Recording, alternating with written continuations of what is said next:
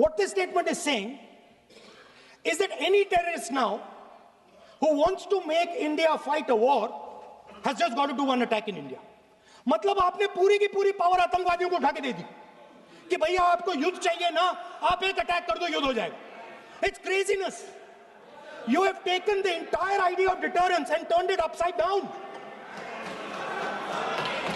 Right? So today, no, one second, you're laughing. Tell me something. The next terror attack that happens, what will you do? What will you do? You'll attack Pakistan again? So now, the moment they know that you're going to attack Pakistan, they just have to do a terror attack and they know you're going. So, this government is clueless even about what deterrence means. Right? This government is clueless about what political will means. This government is clueless about what it means to let the Army, Air Force, Navy fight. That's the reality of the situation. Now, I said in this house, standing right here, about 3-4 months back, and they laughed at me. They laughed at me. I said that please understand that India's biggest foreign policy challenge has been to keep Pakistan and China separate. And I said here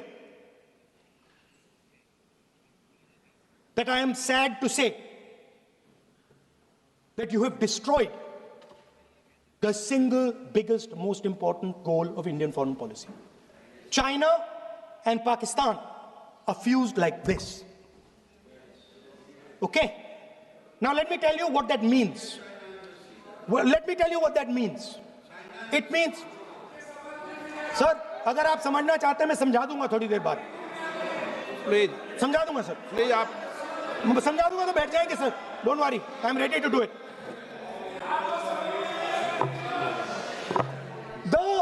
What happened actually, the truth of what happened, because I have to say that.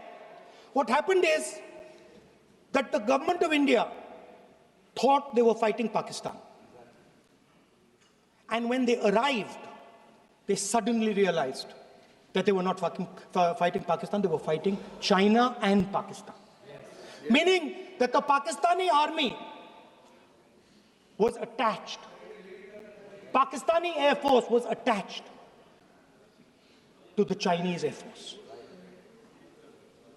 And not only that, the doctrine of the Pakistani Air Force was completely changed.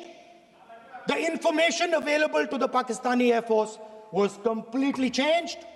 And the Chinese were feeding information, critical battlefield information, satellite information, targeting information to the Pakistanis. And if you don't believe me, one second. If you don't believe me, General Rahul Singh, during a FICCI event, May 11th, when the DGMO level talks were going on, Pakistan actually was mentioning, we know that you such and such important vector is primed and ready for action. I would request you to perhaps pull it back. And he says, so it is very clear they were getting live battlefield inputs from China.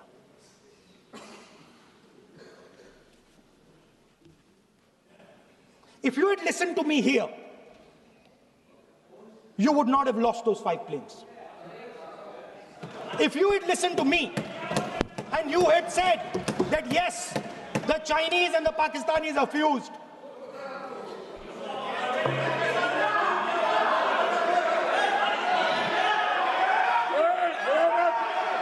Sir, EM, External Affairs Minister says, yesterday in his speech, he says, the two-front war concept is a very old concept.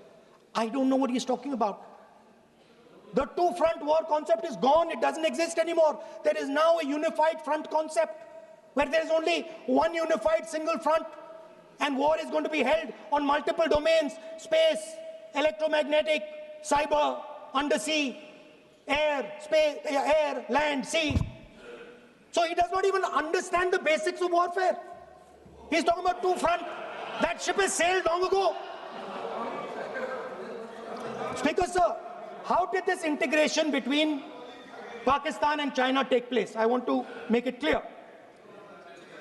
There is a center called CENTIAC, Center for AI and Computing, that was built in Pakistan with Chinese help. That was built in Pakistan with Chinese help. And the aim of the center is to integrate the Pakistani Air Force with the Chinese Air Force and make and transform the Pakistani Air Force into a network-centric Air Force. Speaker, sir, as I speak, and since 2021, Pakistani officers, strategic officers, have been embedded in the PLA's Western and Northern Theatre Commands. They are sitting there, coordinating.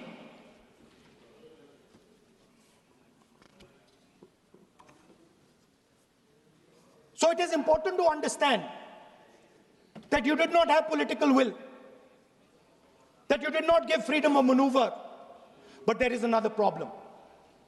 And the problem is that we are now facing not just China, not just Pakistan, but China and Pakistan fused as one militarily.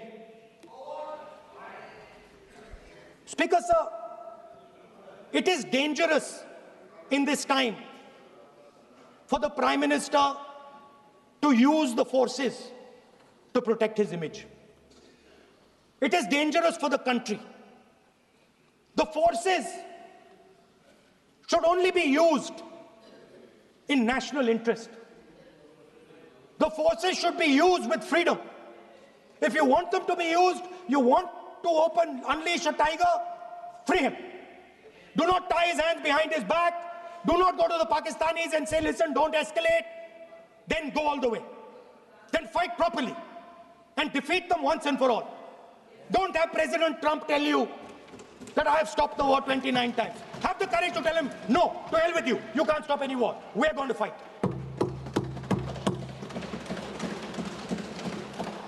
Speaker, sir, there is also I don't mean to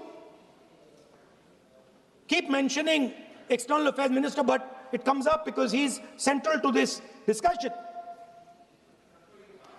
I want to finish by telling you about something he said that shows the complete bankruptcy of the foreign policy of this government.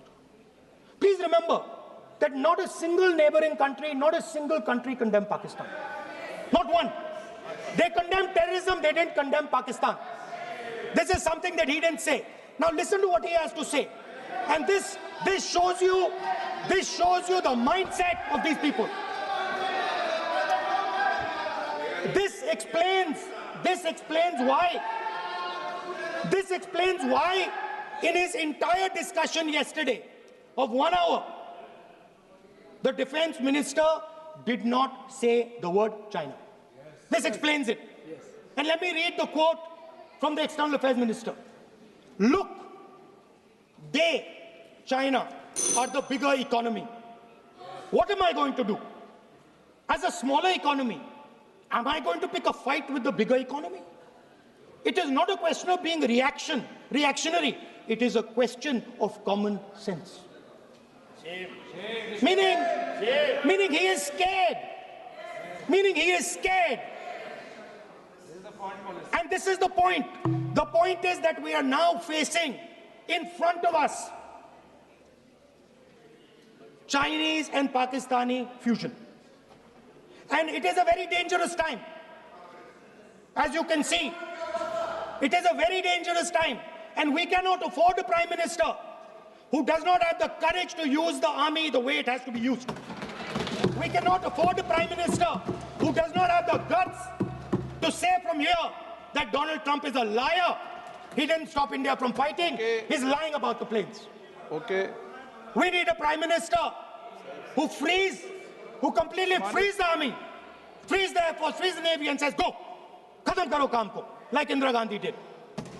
Thank you, Speaker Sir. I'd like to end by saying this entire discussion is about the people who died in Pahalgam.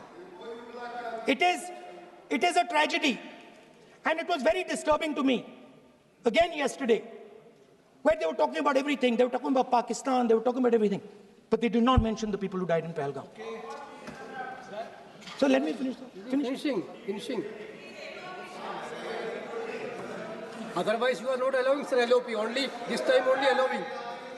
Other time, mic is not allowed. Sir, do not allow India to be reduced to a battlefield where large powers are fighting. We have to navigate. We have to protect our interest. Second, to the Prime Minister, the nation is above your image, above your politics, and above your PR.